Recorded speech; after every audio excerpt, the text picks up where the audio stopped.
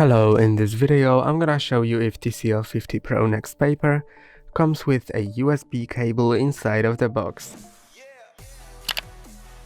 Here's the TCL 50 Pro NxtPaper box and let's open it to see.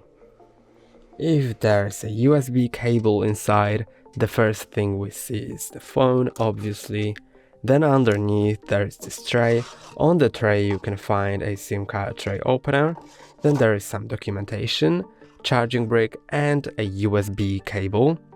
That's USB-C to USB-C, and it can be used to either charge your device or send data to, for example, your computer if you have a USB-C port in your computer or an adapter.